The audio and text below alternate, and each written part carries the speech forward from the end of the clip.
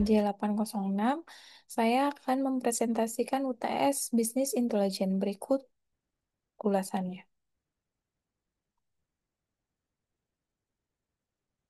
Untuk soalnya adalah carilah dua jurnal penelitian nasional atau internasional memiliki ISSN atau nomor seri jelas siapa publishernya, terbit maksimal 5 tahun ke belakang yang membahas tentang bisnis intelijen, implementasi, perbandingan, rancangan, evaluasi, dan sebagainya. Pelajari isi dari jurnal tersebut lalu uraikan. Jurnal pertama, saya mengambil implementasi bisnis intelijen menggunakan Tableau untuk visualisasi prediksi kelulusan mahasiswa dengan nomor EISSN 2809-0950.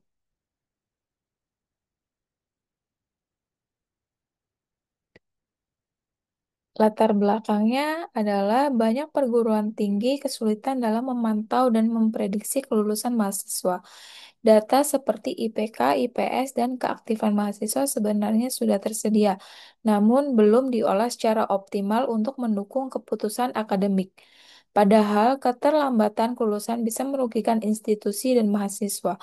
Maka dari itu diperlukan sistem yang mampu menyajikan data secara visual dan inovatif.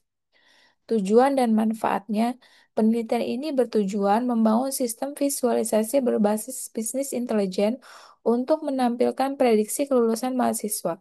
Manfaat utamanya adalah mempermudah pihak kampus dalam memantau perkembangan akademik mahasiswa dan mengambil tindakan lebih dini terhadap mahasiswa yang beresiko tidak lulus tepat waktu. Metode penelitiannya, peneliti menggunakan pendekatan bisnis intelijen roadmap. Data yang digunakan berasal dari Kaggle.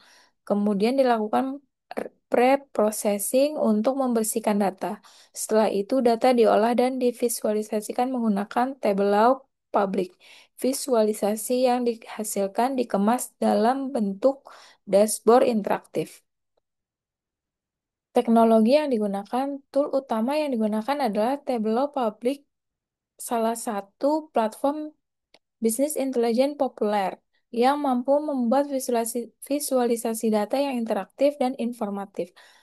Tableau digunakan untuk menyusun berbagai grafik dan tabel yang menunjukkan indikator akademik mahasiswa.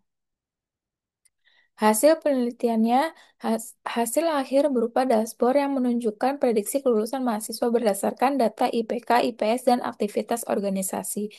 Visualisasi ini membantu pihak kampus dalam memahami pola kelulusan dan mengidentifikasi mahasiswa yang perlu pembinaan lebih lanjut. Saran penelitian selanjutnya adalah saran dari saya sebaiknya penelitian ini menggunakan data asli dari perguruan tinggi di Indonesia agar lebih akurat. Selain itu, bisa dikembangkan dengan membandingkan performa Tableau dengan Business Intelligence Tools lain sebagai Power Business Intelligence.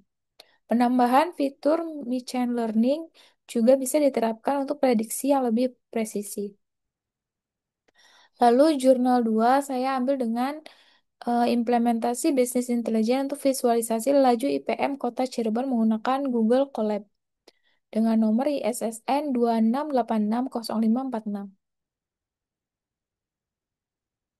Latar belakangnya adalah Indeks Pembangunan Manusia atau IPM adalah indikator penting untuk mengukur kualitas hidup suatu daerah.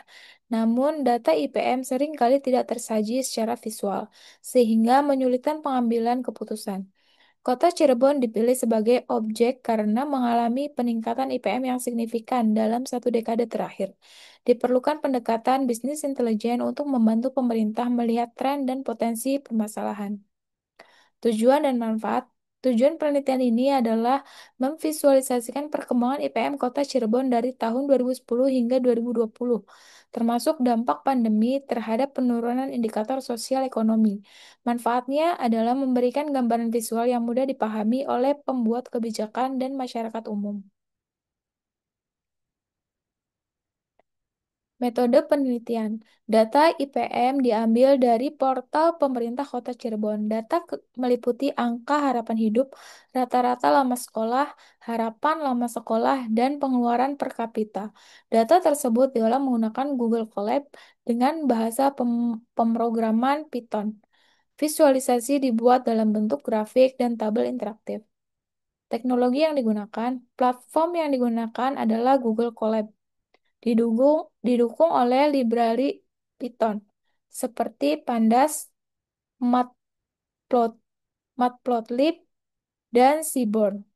Google Colab dipilih karena berbasis cloud, ringan digunakan, dan mendukung pengolahan data dalam jumlah besar tanpa harus instalasi lokal. Hasil penelitiannya, dashboard yang dibuat berhasil menunjukkan bahwa IPM Kota Cirebon mengalami peningkatan dari tahun ke tahun. Namun, tahun 2020 terlihat penurunan akibat pandemi, terutama data pengeluaran per kapita. Visualisasi ini mempermudah pihak pemerintah dalam melihat tren dan menentukan intervensi yang diperlukan. Saran untuk penelitian selanjutnya, penelitian lanjutan bisa fokus pada penyebab turunnya indikator tertentu di masa pandemi, serta menggunakan data dari kota atau kabupaten lain untuk perbandingan. Juga disarankan menggunakan metode prediksi IPM ke depan menggunakan machine learning agar kebijakan lebih antisipatif. Kesimpulannya adalah kedua jurnal menegaskan bahwa bisnis intelijen tidak hanya cocok diterapkan di perusahaan atau dunia bisnis, tapi juga sangat relevan untuk sektor pendidikan dan pemerintahan. Bisnis intelijen membantu menyederhanakan informasi kompleks menjadi bentuk yang mudah dipahami dan direspons. Penelitian-penelitian semacam ini perlu terus dikembangkan, terutama dengan menambahkan pendekatan prediktif atau integrasi data real-time, agar sistem bisnis intelijen semakin andal dalam mendukung pengambilan keputusan strategis di berbagai bidang di Indonesia. Baik, sekian presentasi dari saya. Kurang dan lebihnya mohon maaf. Wassalamualaikum warahmatullahi wabarakatuh.